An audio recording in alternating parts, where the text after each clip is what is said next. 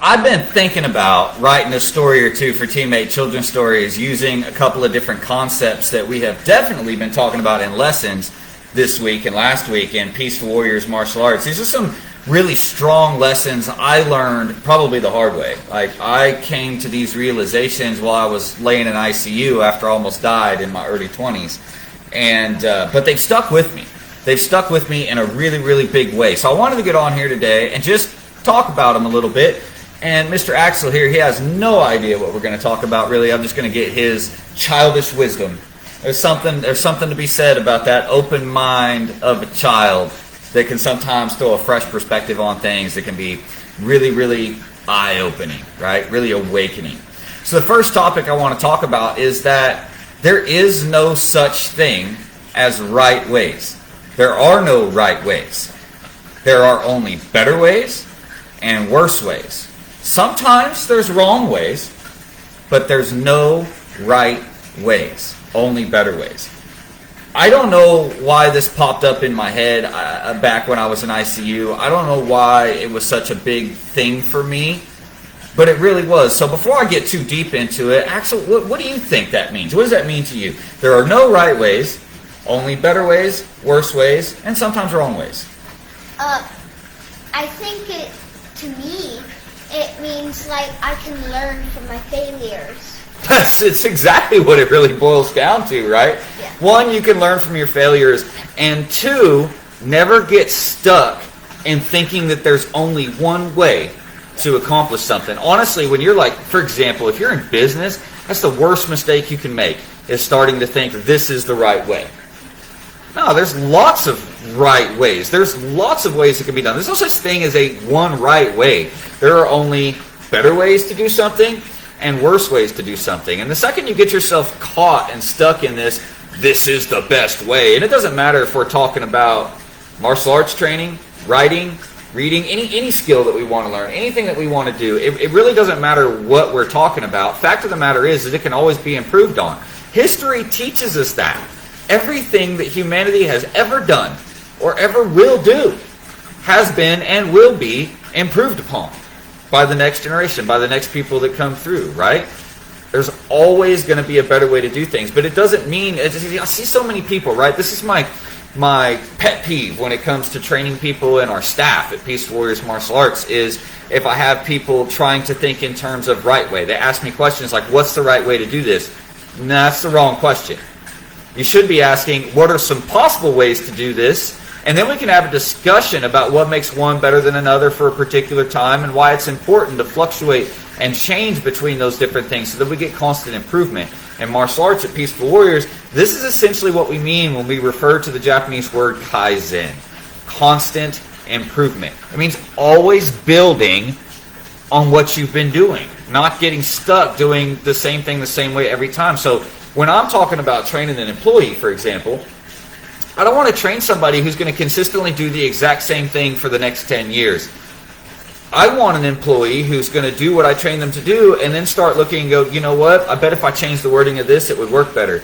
You know what, I bet if we approach this a little bit differently, it would work better. You know what, let me try playing this game a different way. Maybe the kids will react to it better. Or when I'm reading for Teammate Children's Stories, you know what, maybe if I read it differently with a different tone, maybe if I make it sound more exciting, the kids will be more interested in talking about the morals with me after we're done with the story, right? There are no right ways. There's only better ways and worse ways. And the only way you can find that out is through action and experimentation. Would you agree with that? Yeah. You got anything else you want to kind of add? What have you been thinking, right, when it comes to no right ways? What do you think when it comes to no right ways? You already said that you think it means you can learn from your failures, and absolutely you can. It means it's okay to experiment, it's okay to try new things, and it's okay to fail. You can always come back to what you were doing before and move in and out and try new things. But what else does that mean to you as a kid? Being a kid is all about experimenting. Yeah. You know. Have you ever caught yourself, maybe in a video game, maybe something you like to do, being stuck and doing something one particular way? Matter of fact, I know you have. I've watched you and your mom play Minecraft together. And I've seen you several times get caught in, we have to do it like this, we have to do it like this. But is that always true? No. No? You can do it other ways. You can speak louder for me. We can do it other ways. We can do it other ways. That's right. And that leads me to the second thing I want to talk about today. Anyone who's ever experienced many of my classes at Peaceful Earth Martial Arts or read very many of my stories on Teammate Children's Stories already knows what I think wisdom is. Personally, I think wisdom is the intersection where knowledge and action meet together. Right? Where knowledge and action meet together. So, for example, right, I'm just going to say this a little bit. Wisdom does not come from thinking alone. Wisdom does not come from sitting around and constantly going over the stuff in your head. Knowledge can come from that, and self-knowledge can come from that, but not wisdom. Now, first, you have to have that knowledge. You have to have that self-knowledge before you can have wisdom. So thinking's important, but thinking alone will not get you there. Taking action alone will not get you there. Taking action without thinking, that's not going to get you there either. That's like just randomly going around a body of water, throwing a fish net in anywhere and everywhere because you got a gut instinct, right? Sometimes you win, sometimes you won't. But if you don't have some specific plan, you're never going to be able to improve your odds the next time you go out. You're always going to be fishing at the same percentage. You're always going to be pulling in the same percentage of fish, right? So knowledge alone won't bring wisdom. Thinking alone won't bring wisdom, and action alone won't bring wisdom. Wisdom comes where knowledge and application join together. So I'm going to take an excerpt from a book. A lot of people think I named our school after, but I didn't. But The Way of the Peaceful Warrior by Dan Millman. There's an example in there that's perfect of an example of the difference between knowledge and wisdom. For example, before you're 16 years old, you ride around in a car a lot.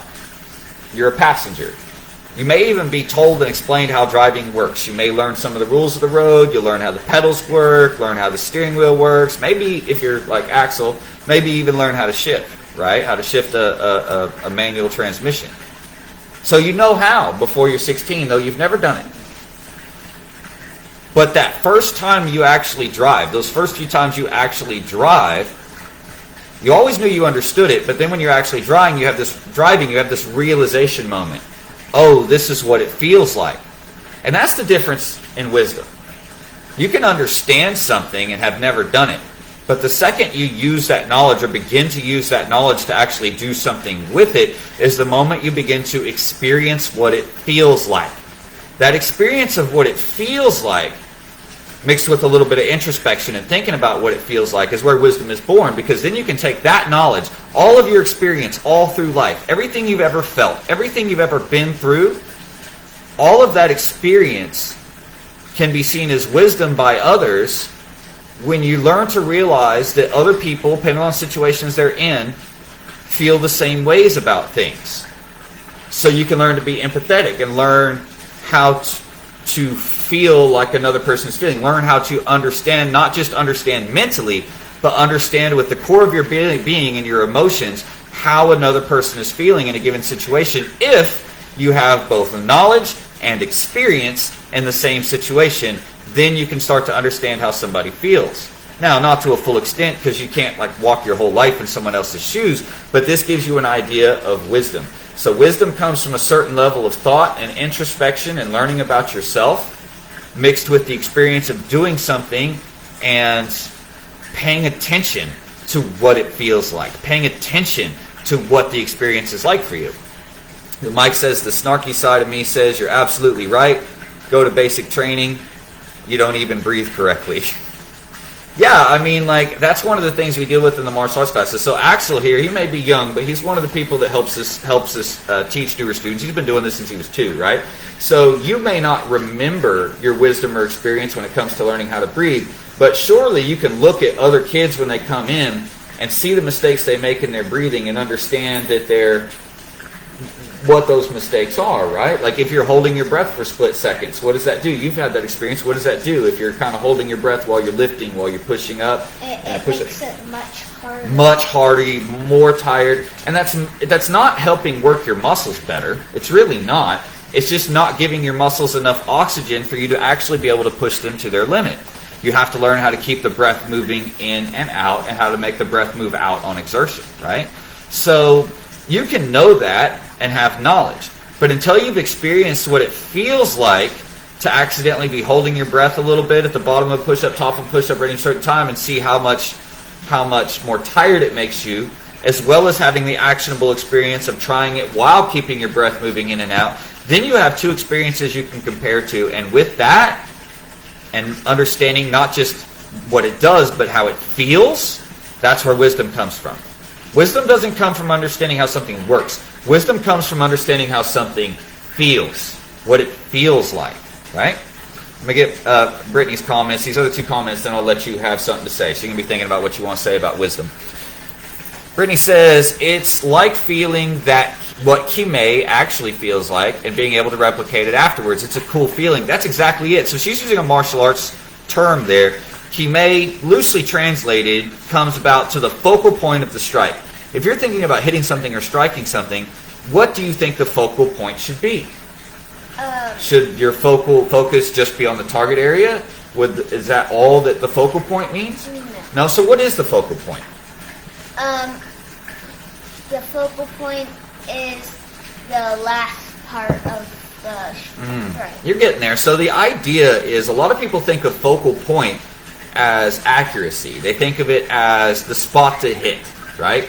But that's not true. That's not what we mean by Kime. The focal point in Kime is a measurement in time. It is the point of impact. So Kime is the study of creating better efficiency of kinetic energy through focusing on making the point of time, the moment of impact, the most efficient it can be. So we can talk about how to create Kime. Kime happens by creating a twist at the end of your motion, right? That twist is the time when you would tense your muscles, and only for that split second when you twist, right? Putting your hip behind it and tying it all together with your breath, because when you breathe, you can get all your movements to hit at the same time, and making sure that that twist is only happening and that tension in the muscle is only happening at the Kime point, at the focal point of the strike, at the moment of impact and not before. Because if I tense before the moment of impact, my strike slows down. The slower my strike is going at the end of its limit, when it hits the target, the slower my strike is going, the less kinetic energy, the less of the transfer of energy into what I'm trying to hit. So in order to stay faster, we need the muscle to stay completely relaxed and only tense at that moment of impact, which we tie together by adding a twist and our breathing. Now you can understand all that, and I can tell you all that, but it doesn't mean that you can actionably create it. And then it takes time, it takes work to be able to learn how to create it. And then once you learn how to create it, it takes many, many, many years more work to learn how to do it mindlessly, to learn how to make it more efficient, to learn how to make that Kime moment shorter and shorter and shorter and shorter and shorter until it's as short as it can possibly be. And that's when you're getting the most transfer of energy out of your strikes. That's when you're getting the most power out of it, right? One of the biggest things I hear, especially from adult males that come into our martial arts school, is, well, you got to punch toward the back of the head. You got to punch through the target. No. That's how you get more mass into your strike, and that can increase power to a certain extent, but the goal is only a slight amount of penetration to make it efficient. You'd rather have that shocking power instead of that pushing power. That pushing power doesn't create pain. The shocking power does. And that's what we talk about with Kime, right? That's the idea of Kime, is focus on making the focal point of the strike more efficient, because that transfer of energy, the equation for that, it does include mass, but it's mass times velocity squared divided by 2. Velocity squared, that means velocity twice. That means speed counts for 2/3 of the equation of power. So don't worry so much about mass. If you want to create more power in a strike, you worry about speed. You worry about velocity, how quick you can get it going. Sorry, I got into a whole martial arts thing there. There's more comments. But before we get to more of the comments, it was Brittany's about Kime. Did you have anything you wanted to say about wisdom? As I was saying, wisdom, let's go back to that. Wisdom is where the knowledge and the application, what it feels like to do it, meet together. What do you think when you think of wisdom? Can you think of an example? If you think of something that is wise, something that's wisdom related? Wisdom is about learning how to apply knowledge to your life. Yeah. So when you learn something, does that make you wise or does that make you knowledgeable? That makes me knowledgeable. That makes you knowledgeable.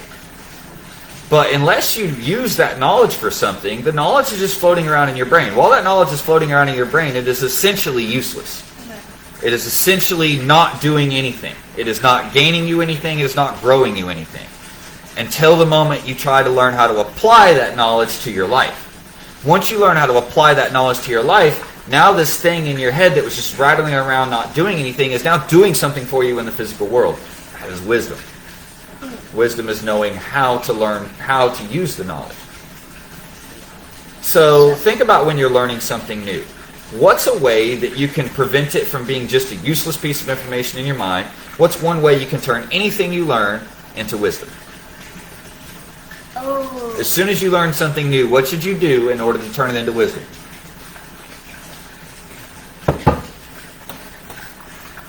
Like we were trying to write content for an ad earlier. Yeah. You've learned everything about writing content for an ad, but you're still locked up in the writing content for an ad. That means you have knowledge, but you have no wisdom. So what can you do now that you've learned how to write advertising? What can you do to create more wisdom in your advertisement? Louder, please. To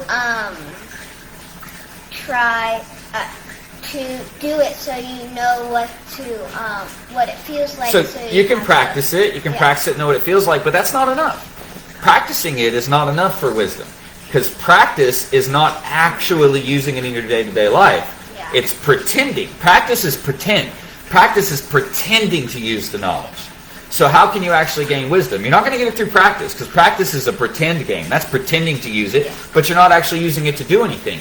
The only way to gain that wisdom, once you learn how to do something, is to actually apply it and do it. So right now I have you practicing copywriting because you know how to do it, right? So now you're going to practice it.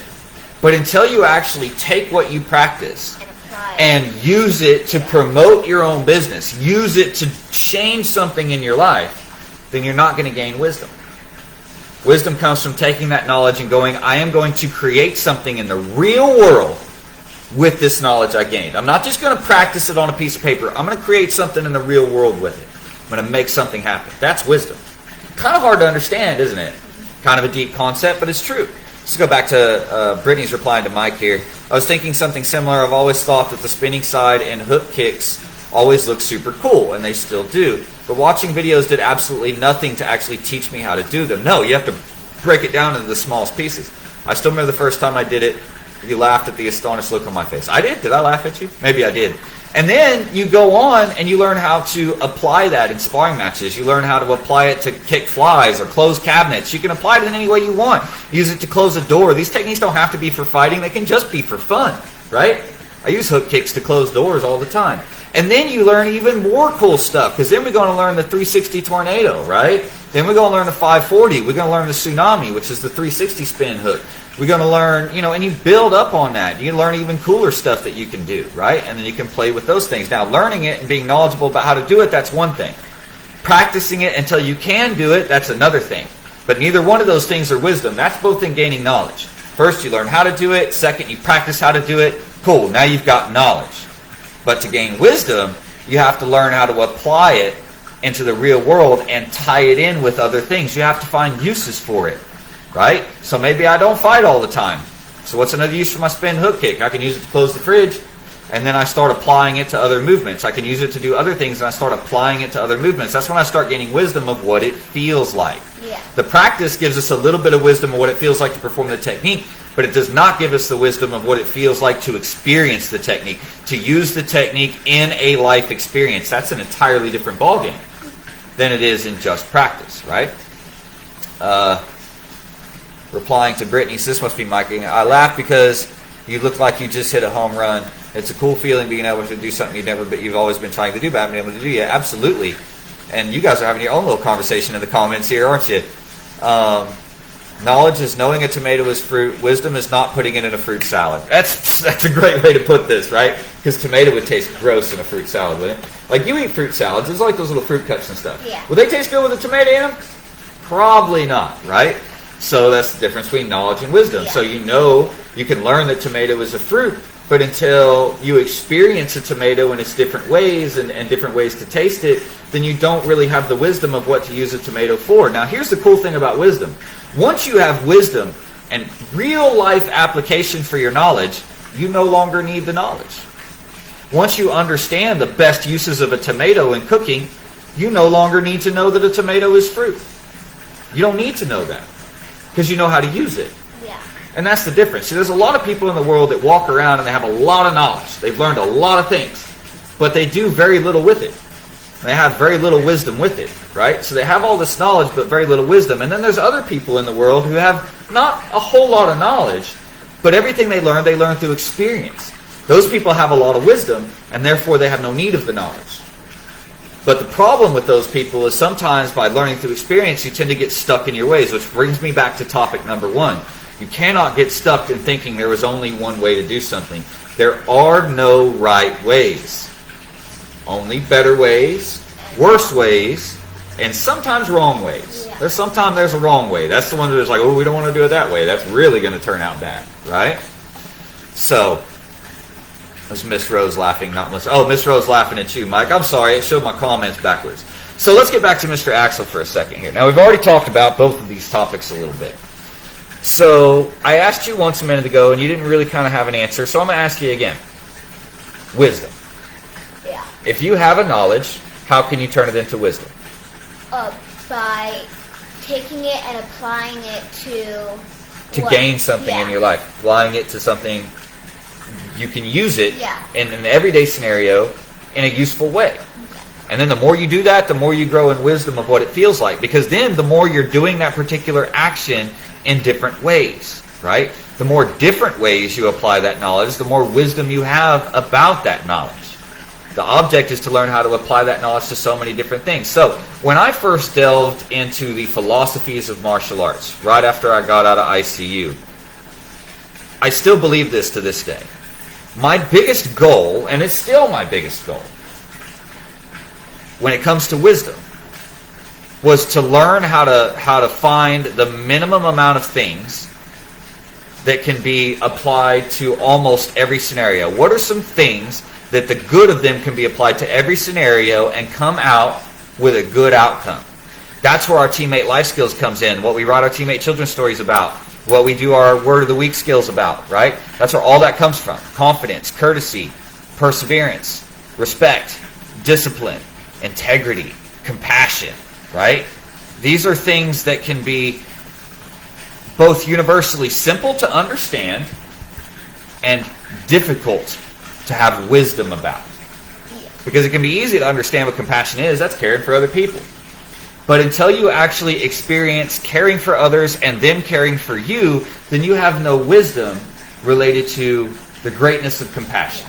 Right? And that's why it's so important when our kids are young that we give them the experiences not just of showing integrity and compassion and respect themselves. Kitty, this is not a show about you. But also give them the experience of having it done for them. The experience of showing them respect. The experience of showing them compassion. Too many parents get stuck in the because I said so thing, right? I do it because I said so, without actually explaining your life's wisdom, your life experience as to why you're saying it should be done that way. Instead of saying because I said so, have your reason ready, have your why ready. Well, because in my life experience, it shows that you need to do it this way because, right? But until we start showing our children that level of respect, that level of compassion, then how can they ever learn to understand to be wise with their applications of compassion and respect? They can understand it. What's respect mean? Respect means treating others the way they want to be treated. Or looking for the good in others. Very good. What's integrity mean? Integrity means keeping your promises. Very good. You understand what that means? Yeah. But until you actually not only keep your own promises several times in several different situations, but have other people keep their promises to you, then you've not truly experienced integrity yet. But once you experience integrity, and the bad side of that, once you've experienced the feelings of not being able to keep your promise and it makes you feel bad, the experience of how it feels good to keep your promises, the experience about how it feels good for others to keep their promises to you, and the experience of how bad it feels when others do not keep their promises to you.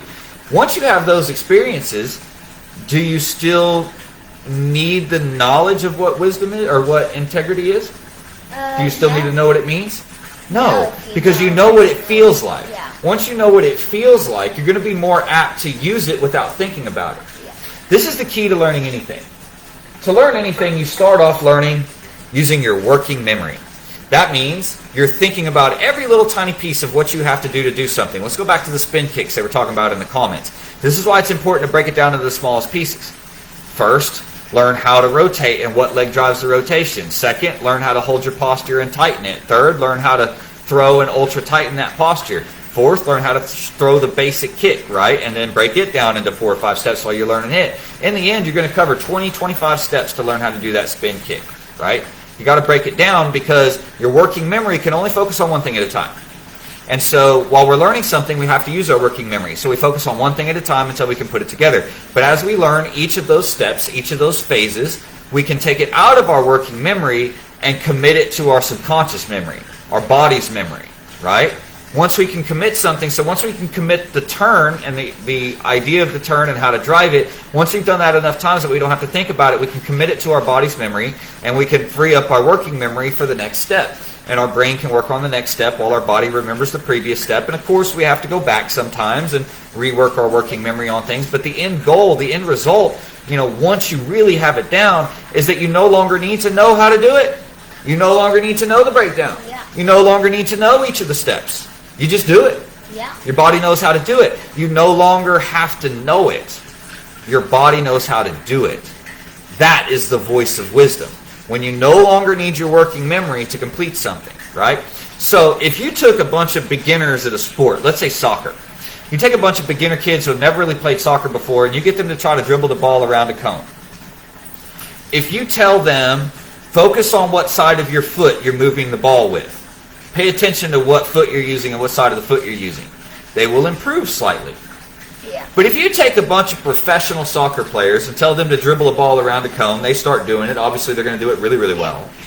And then you tell them, make sure you focus on what part of your foot you're hitting the ball with. Think about that. They've studied this. Guess what happened to the professional players? They stopped playing so well. They got worse. They got worse. Why did they get worse? Because they're used to doing this through body wisdom. They're used to doing this through wisdom. Their body knows how to do it. They don't have to think about it. The second you get them thinking about one piece of it again, other pieces of it start to fall apart. So even though they can do it perfectly without thinking about it, when you make them start thinking about it, they will mess up. A person who can perform 100 backflips in a row perfectly well by themselves, the first time they jump into their backflip and someone yells, upside down, their brain goes, oh, I'm upside down, and they will crash, even if they're really good at a backflip. This is working memory versus wisdom. Okay?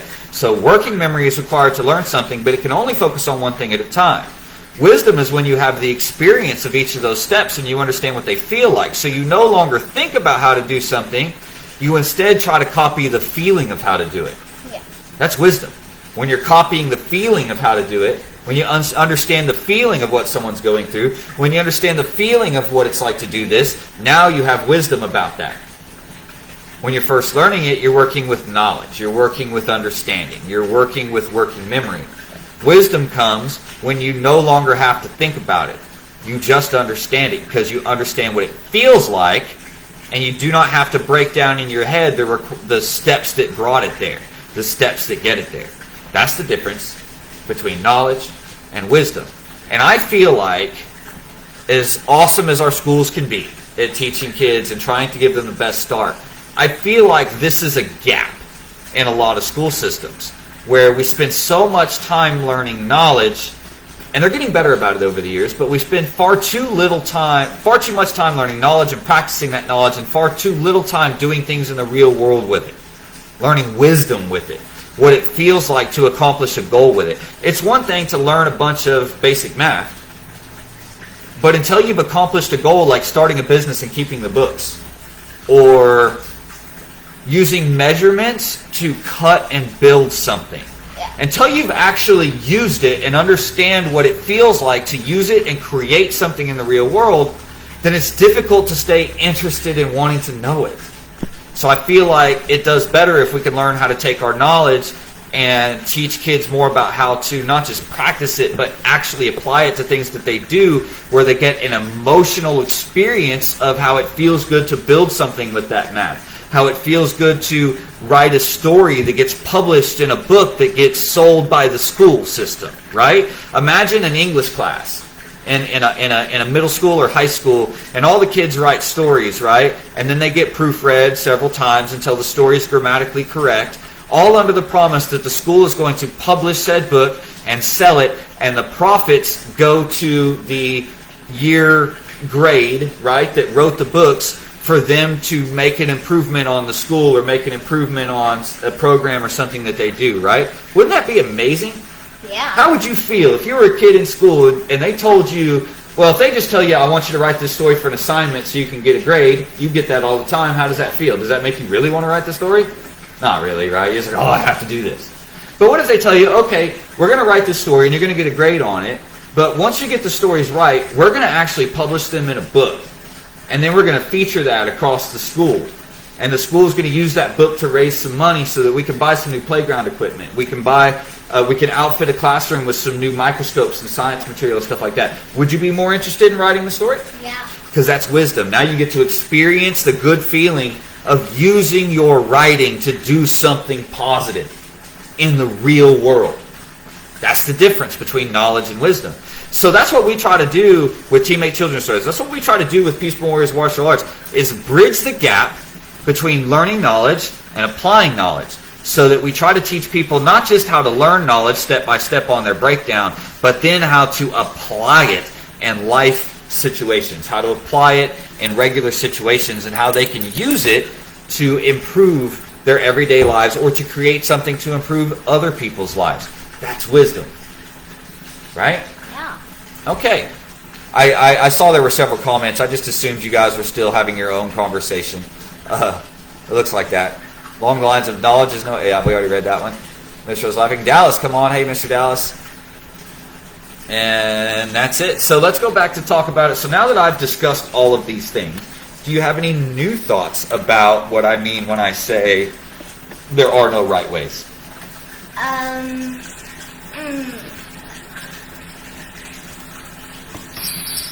So maybe next time you catch yourself thinking, this is how I do it, Yeah. maybe starting to think, well, maybe I should try another way. Maybe there's a better way to do it. Something like that. I stole your words? You were taking too long to come up with them. Nah, it's all right. I'm sorry I stole your words. So, what are your thoughts on what wisdom is? Or the importance of wisdom? I think wisdom is really important because if you don't actually apply it, if you only have knowledge but you didn't apply it, then you don't, in the real world, then you don't really understand What it's for. Yeah. You don't understand what it's for. And, Kitty? And knowledge that's not applied, right, is knowledge that is, can you finish my sentence? Knowledge that is not applied is knowledge that is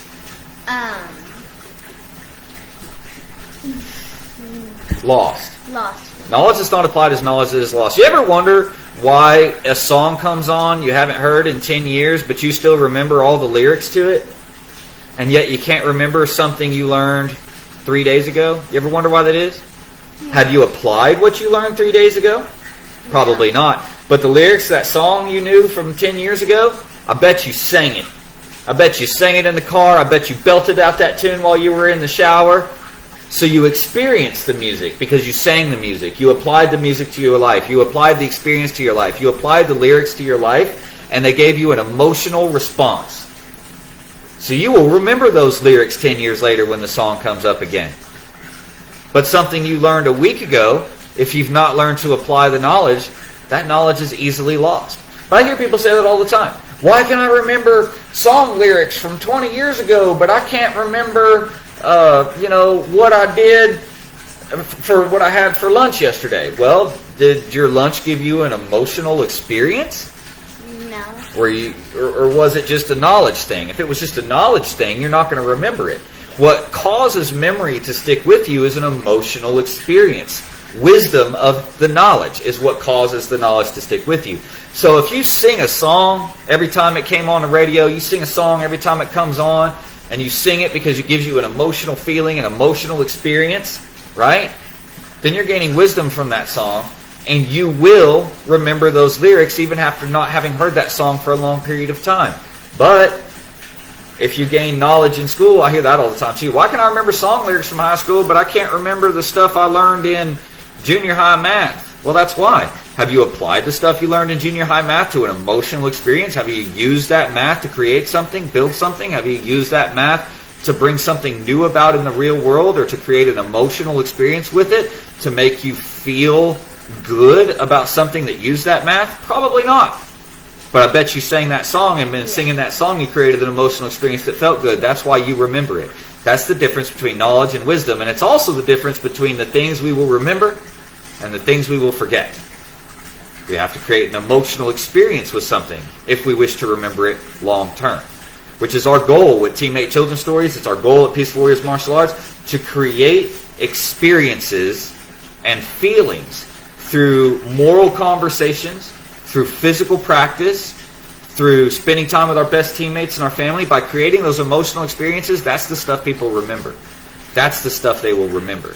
So if we have a piece of knowledge we feel like is going to be important to them, allowing them the chance to experience that knowledge in the real world, giving them an opportunity to experience that knowledge in the real world, that sticks. That sticks. Explaining something to somebody and having them practice it over and over and over and over and over until they fully understand it, that does not stick. It does not stick until they learn how to take that knowledge and do something in their life with it. All right, closing wise words, Mr. Axel, what do you got? Cats are fighting. Closing wise words. Wise words. If your windshield breaks, just buy a cat. If your windshield breaks, just buy a cat? What does that mean? I don't understand. If your windshield breaks, just buy a cat. I'm going to be thinking about that for days. Like, wait a minute. You can buy a cat, put the cat at your windshield, and then you put a camera on top of the cat's head, and then you... You're talking about overcomplicating the situation now. What makes you think a cat's going to stand there and let you put a camera on its head? Tape. Tape. Is that your answer to everything? Tape? Oh my gosh. Now I have no wise words of the day because, wow. My wise words are anytime you learn something, do something with it. Every time you learn something, even if you hated learning it, you thought it was boring, try to imagine something you can do with it and then go do that thing. Put action to it. You will remember it far better. It's a great way to study for school. It's a great way to learn things. It's a great way to experience life. And isn't that what this is all about? Experiencing life. Isn't that why we're here? Experience it. The only way to experience it is to do new and different things. To get stuck in thinking there's only one right way to do things is to pigeonhole yourself to where you can't get the full experience of life. To believe that you can only do it one way or else you're going to fail, and to be afraid of that failure is to only experience one thing in life, right? I want to experience all the things. You have to be able to experience failure. You have to be willing to experiment like a child experiments. You have to be willing to try. You've got to be willing to do things, right? Wisdom comes from experience, and wisdom will stick with you far longer than knowledge will. So until we see you again, be the best teammate you can be. We lost it. Let's try that again. Be the best. What Brittany says, hashtag GoPro Cats. Reason number, oh my gosh. Okay, we're just going to go on. Be the best teammate you... Come on, we got to do this together. 3, 2, 1. Be the best teammate you can be, and be the best at being you.